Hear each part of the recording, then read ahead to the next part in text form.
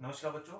जैसे कि आप सभी को मालूम है कि हमारे बीएड के पेपर फर्स्ट आप लोगों का कंप्लीट हो चुका, सेकंड फिलोसफी आप लोगों का कंप्लीट हो चुका, एक दो कॉन्सेप्ट रहते हैं। पेपर थर्ड में आप लोगों का जो साइकोलॉजी का पेपर है वो हम लोग जूम ऐप से कर रहे हैं, और पेपर फोर्थ में आपकी 3 यूनिट कंप्लीट हो चुकी है। और आज हम लोग डिस्कस करेंगे teacher teaching and technology fourth paper की फिफ्थ फोर्थ यूनिट, जिसमें हम लोग करेंगे माइक्रो टीचिंग क्या है, सूक्ष्म शिक्षण क्या है। सूक्ष्म शिक्षण का जो कॉन्सेप्ट है वो आप लोगों के पास बीटीसी वाले बच्चों के पास भी है, पेपर सेकंड में प्रिंसिपल ऑफ टीचिंग में जो शिक्षण के सिद्धांत आपका जो सेकंड पेपर है बीटीसी फर्स्ट सेमेस्टर में, उसमें भी है। तो चलिए आज हम लोग डिस्कस करते हैं कि सूक्ष्म शिक्षण है क्या, माइक्रो टीचिंग क्या है। माइक्रो टीचिंग को जानने से पहले हम लोग डिस्कस करेंगे कि माइक्रो टीचिंग की हिस्ट्री क्या है, यानी इसकी शुरुआत कहाँ से कब और कैसे हुई, उसके बारे में हम लोग डिस्कस करेंगे। ठीक है जी। तो माइक्रो टीचिंग की शुरुआत की बात जब हम करते हैं तो 1963 में स्टैनफोर्ड यूनिवर्सिटी में सबसे पहले इसकी शुरुआत हुई। एक मिनट पॉज करिए। 19 1963 अमेरिका के स्टैनफोर्ड यूनिवर्सिटी में 1963 में हुआ था। 1963 में किसने किया था? Doctor Dwight Allen, DWLN, Dwight Allen ने किया था सर्वप्रथम इसका प्रयोग 1963 में। और कहा किया था? Stanford university, STANFORD, Stanford university, America की स्टैनफोर्ड यूनिवर्सिटी में सर्वप्रथम डॉक्टर ड्वाइट एलन ने इसका प्रयोग किया था। उसके बाद 1967 में किसने किया? डीडी तिवारी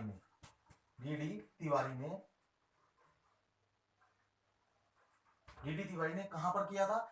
इलाहाबाद यूनिवर्सिटी में।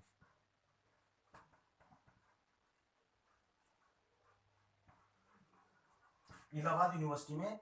इसके बाद इंडिया में ये प्रथम बार इसका प्रयोग किया गया था 1967 में। किसके द्वारा? डीडी तिवारी के द्वारा। ठीक है जी। और इसके बाद doctor LC Singh, doctor BK Pasi, doctor Jagira और एनसीईआरटी के टीचर्स के द्वारा इसका प्रयोग किया गया। और इसके बाद 1974 में चंडीगढ़ में इसका प्रयोग किया गया था। चंडीगढ़ में जो प्रयोग किया गया था, उसके बाद इसे 1976 में, 1976 में, 1976 में इसे पूरी तरह से भारत में टीचर एजुकेशन कोर्स में लागू कर दिया गया था। यानी सूक्ष्म शिक्षण की जब हम बात करते हैं तो सूक्ष्म शिक्षण इंडिया में 1976 में पूरी तरह से लागू हो चुका था। और इसकी शुरुआत 1963 में डॉक्टर ड्वाइट एलन ने की थी। कहां से? अमेरिका की स्टैनफोर्ड यूनिवर्सिटी से। ठीक है जी। इसके बाद बात करते हैं कि माइक्रो टीचिंग या सूक्ष्म शिक्षण है क्या। जब हम सूक्ष्म शिक्षण की बात करते हैं, सूक्ष्म शिक्षण एक ऐसी शिक्षण तकनीकी है जो प्री सर्विस और इन सर्विस दोनों ही टीचर्स के लिए होती है। प्री सर्विस टीचर कौन होते हैं? जो टीचिंग में जॉब में जाने से पहले के जो टीचर होते हैं, यानी कि बीएड और बीटीसी के जो प्रशिक्षु होते हैं, वो प्री सर्विस टीचर कहलाते हैं। और इन सर्विस जो लोग ऑलरेडी टीचिंग कर रहे हैं वो इन सर्विस टीचर कहलाते हैं। तो उन लोगों के लिए ये एक ट्रेनिंग प्रोग्राम है कि हम माइक्रो टीचिंग के द्वारा जो शिक्षण में, वास्तविक शिक्षण में आने वाली जो कमियां हैं उनमें हम कैसे सुधार कर सकते हैं, या उन कमियों को कैसे रिड्यूस कर सकते हैं, उन्हें कैसे दूर कर सकते हैं, उसके बारे में हम लोग पहले से सीखते हैं। या दूसरे शब्दों में अगर हम कहें तो सूक्ष्म शिक्षण एक ऐसा शिक्षण है जिसके द्वारा वास्तविक शिक्षण के दौरान आने वाली कमियों को हम पहले से ही समझ सकते हैं और उसे दूर करने का प्रयास कर सकते हैं।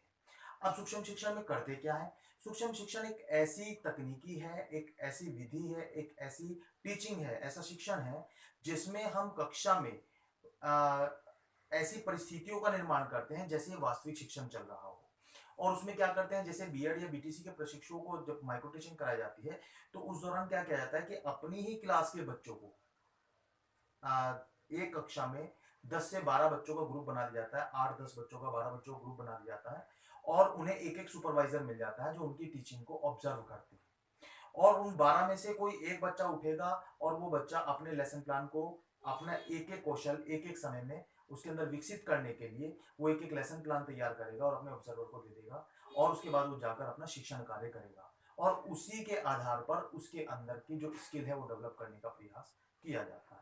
यानी दूसरे ढंग से अगर हम समझने की बात करें, सूक्ष्म शिक्षण एक ऐसा शिक्षण है जिसमें एक समय में एक ही शिक्षण कौशल का अभ्यास किया जाता है। शिक्षण कौशल क्या है? प्रश्न उठता है। शिक्षण कौशल होते हैं कि किस तरह से आपको प्रश्न पूछने हैं, ब्लैक बोर्ड राइटिंग कैसे करनी है, किसी कॉन्सेप्ट का व्याख्यान कैसे देना है, उदाहरणों का प्रयोग कैसे करना है, ठीक है ना, बच्चों को पुनर्बलन किस तरह से प्रदान करना है, इसी प्रकार अनेक तरह के शिक्षण कौशल होते हैं। क्योंकि जब हम टीचिंग करने के लिए जाते हैं तो वहां पर सिर्फ हम उदाहरण का ही प्रयोग नहीं करते, बल्कि व्याख्यान भी देते हैं, प्रश्न भी पूछते हैं, मूल्यांकन भी करते हैं, ब्लैक बोर्ड पर लिखते भी हैं, चार्ट का भी प्रयोग करते हैं। तो बहुत सारे तरीकों का हम प्रयोग करते हुए शिक्षण करते हैं। परंतु सभी चीजों को एक साथ सीखा जाए ये पॉसिबल नहीं होता। ये एक एक कौशल को एक एक समय में अभ्यास करके छात्र के अंदर विकसित किया जाता है, जिससे शिक्षण के दौरान उसके अंदर कोई भी कमी ना रहे। इसके लिए क्या किया जाता है कि एक समय में एक ही शिक्षण कौशल का अभ्यास किया जाता है। 5 से 10 बच्चों की एक कक्षा होती है, 5 से 10 मिनट का हमारा लेसन प्लान होता है, पाठ्य योजना होती है, और 5 से 10 ही बच्चों को हमें छोटे लेसन प्लान को पढ़ाना होता है। एक बच्चा उठता है, एक बच्चा अपनी क्लास में ब्लैक बोर्ड पर जाता है और एक जो भी टीचिंग स्किल है उस टीचिंग स्किल के अकॉर्डिंग बच्चों के सामने शिक्षण करता है, और उसके बाद जो बाकी बच्चे बैठे होते हैं और उनके सुपरवाइजर बैठे होते हैं, उनके द्वारा उस बच्चे के शिक्षण पर पृष्ठ पोषण किया जाता है, या फीडबैक जिसे हम बोलते हैं, पृष्ठ पोषण किया जाता है, पृष्ठ पोषण दिया जाता है कि उस बच्चे ने कैसा पढ़ाया है, उसके अंदर किस तरह की कमियां थी और किस किस तरह के सुधार की आवश्यकता है। तो इन सब चीजों को ध्यान में रखते हुए उसे फीडबैक मिल जाता है, और यदि इस चीज को हम चाहें तो टेप रिकॉर्ड के द्वारा या वीडियो रिकॉर्डिंग के द्वारा भी हम शिक्षण कर सकते हैं, जिससे कि हमें हमारी कमियों का पता लग सके। तो यह एक ऐसा शिक्षण है जिसमें हम कम समय में कम बच्चों के बीच में कम पाठ्य योजना के द्वारा शिक्षण करते हैं। अपना ही पीयर ग्रुप होता है, मान ले जाए सपोज मैं कक्षा 7 का एक लेसन प्लान तैयार करता हूं, तो कक्षा 7 के हिसाब से मुझे पाठ्य योजना तैयार करनी होती है, और बच्चों को भी ऐसे रिएक्ट करना होता है जैसे वो कक्षा 7 के बच्चे हैं। ठीक है जी। और इसी तरह से हम एक एक स्किल करके बच्चों के अंदर सभी तरह की स्किल डेवलप कर देते हैं। स्किल डेवलप हो जाने के बाद जब हमें ये लगता है कि बच्चों के अंदर सभी स्किल डेवलप हो गई, तो बच्चों को रियल टीचिंग के लिए रियल सिचुएशन में भेज दिया जाता है। इसी को हम सूक्ष्म शिक्षण के नाम से जानते हैं, जिसमें कम समय में कम बच्चों के द्वारा कम पाठ्य योजना के ऊपर शिक्षण कार्य किया जाता है। उसे हम सूक्ष्म शिक्षण या माइक्रो टीचिंग कहते हैं। इसमें बच्चे भी कम होते हैं, शिक्षण का समय भी कम होता है, 5 से 7 मिनट का होता है, 5-10 बच्चे होते हैं, और 5 से 10 मिनट का ही हमारा पाठ्य योजना या लेसन प्लान भी होता है। ठीक है बच्चों। उसके बाद ऑब्जर्वर द्वारा यदि फीडबैक दिया जाता है, जो फीडबैक यदि पॉजिटिव होता है तो ठीक है, और यदि हमें रीटीच मिलता है, हमारे शिक्षण में कुछ कमियां होती है तो रीटीच मिल जाता है। ठीक है जी। इसी को हम माइक्रो टीचिंग के नाम से जानते हैं। ठीक है जी। हेडिंग डाल लीजिएगा, माइक्रो टीचिंग या सूक्ष्म शिक्षण की विशेषताएं। माइक्रो टीचिंग या सूक्ष्म शिक्षण की विशेषताएं, कि सूक्ष्म शिक्षण की ऐसी कौन कौन सी विशेषताएं हैं जिससे अच्छे से हमें सूक्ष्म शिक्षण और अच्छे से समझ में आ जाए। तो आप लोग लिखिएगा सूक्ष्म शिक्षण की विशेषताएं। नंबर 1 लिखिएगा वास्तविक शिक्षण। नंबर 1 लिखिएगा वास्तविक शिक्षण। नेक्स्ट लिखिएगा नई तकनीक। वास्तविक शिक्षण क्यों है? क्योंकि इसमें वास्तविक परिस्थितियों का निर्माण कर जाता है, ऐसी परिस्थितियां तैयार कर जाती है जैसे कि वास्तविक शिक्षण चल रहा हो। ठीक है। नई तकनीक, ये एक शिक्षण में एक नई तकनीक का प्रयोग है कि इससे पहले कभी प्रयोग नहीं होता था। 1976 के बाद ही टीचिंग में ये जोड़ दिया गया था। ठीक है जी। इसके बाद लिखिएगा, नेक्स्ट लिखिएगा शिक्षण कौशलों का अभ्यास करने की तकनीक। शिक्षण कौशलों का अभ्यास करने की तकनीक, यानी कि ये ऐसी तकनीक है जिसमें शिक्षण कौशलों का एक समय में एक ही शिक्षण कौशल का अभ्यास करने पर बल दिया जाता है, क्योंकि अभ्यास के द्वारा ही बच्चों के अंदर परफेक्शन आता है। नेक्स्ट लिखिएगा लघु शिक्षण। लघु शिक्षण है, मैंने आपको बताया कि छोटा शिक्षण है, 5 से 7 मिनट 10 मिनट तक बच्चों को शिक्षण करना होता है, इससे ज्यादा नहीं करना होता। तो लघु शिक्षण भी है। पाठ की कम लंबाई, पाठ की लंबाई भी कम होती है।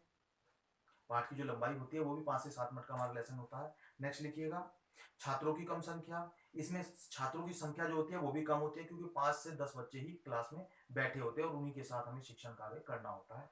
नेक्स्ट लिखिएगा नियोजित पाठों का प्रयोग, यानी जो बच्चों के सामने हम लोग लेसन प्लानिंग पढ़ाते हैं या माइक्रो टीचिंग के दौरान जो हम लोग लेसन प्लानिंग लेके जाते हैं, वो सारी पहले से प्लान होती है कि हमें क्या पढ़ाना है, कौन किस स्किल के ऊपर काम करना है, उसके कंपोनेंट्स क्या है, उसके क्राइटेरिया क्या है। टीचर्स उसमें टीचर्स के लिए कॉलम छोड़ दिया जाता है जिसमें टीचर्स टैली लगाकर हमें फीडबैक देते हैं। तो वो सब चीजें पहले से लेसन प्लान हमारा नियोजित लेसन प्लान होता है। नेक्स्ट लिखिएगा पृष्ठ पोषण प्रदान करना। यह एक ऐसा कौशल है, ऐसा शिक्षण विधि है जिसमें शिक्षण विधि ना बोलो बल्कि ये बोलो शिक्षण की एक तकनीकी है, जिसमें फीडबैक भी मिलता है कि हमने कैसा किस स्किल के द्वारा किस तरह से हमने पढ़ाया है, क्या स्किल का सही प्रयोग हमने किया, क्या स्किल के सभी कंपोनेंट्स का प्रयोग किया, उन सब चीजों को ध्यान में रखते हुए पढ़ाया, तो इन सब चीजों का ध्यान दिया जाता है। नेक्स्ट लिखिएगा, व्यक्तिगत तकनीक। ये एक व्यक्तिगत तकनीक है, इसमें इंडिविजुअली टीचिंग में, इसमें इंडिविजुअली लर्निंग करने का मौका मिलता है, क्योंकि एक समय में एक स्किल डेवलप होती है और एक ही बच्चा ब्लैक बोर्ड पर जाकर पढ़ाता है। ये नहीं कि पूरी क्लास आके पढ़ाती है, बल्कि एक ही बच्चा आके पढ़ाता है। तो एक इंडिविजुअल टेक्निक भी है जिसमें इंडिविजुअली बच्चा जो है अपने अंदर टीचिंग स्किल को डेवलप कर सकता है। नेक्स्ट लिखिएगा, टेप के द्वारा तथा वीडियो के द्वारा रिकॉर्डिंग करना, क्योंकि इसमें टेप और वीडियो का प्रयोग करते हुए भी हम लोग रिकॉर्डिंग कर सकते हैं, जिससे हम बाद में अपने शिक्षण को देखकर उसकी कमियों को दूर करने का प्रयास कर सकें। यदि मैं शिक्षण कर रहा हूं और मेरी शिक्षण में कोई कमी है और मेरी वीडियो रिकॉर्ड हो जाती है, तो मैं बाद में देख सकता हूं कि मेरे शिक्षण में क्या क्या कमियां थी और मुझे किस तरह के सुधार की आवश्यकता है। ठीक है बच्चों, तो ये कुछ हम लोगों ने पॉइंट्स लिखे, जिसमें हम लोगों ने सभी पॉइंट्स कवर करने की कोशिश की है कि माइक्रो टीचिंग की क्या क्या विशेषताएं होती है। ठीक है जी। इसके बाद कल हम लोग माइक्रो टीचिंग का आगे का प्रोसीजर करेंगे, काफी सारा प्रोसीजर है इसका भी आगे का। माइक्रो टीचिंग सर्किल है, इसके सिद्धांत प्रिंसिपल्स कौन कौन से हैं, वो सब चीजें हम लोग करेंगे। आज के लिए इतना ही।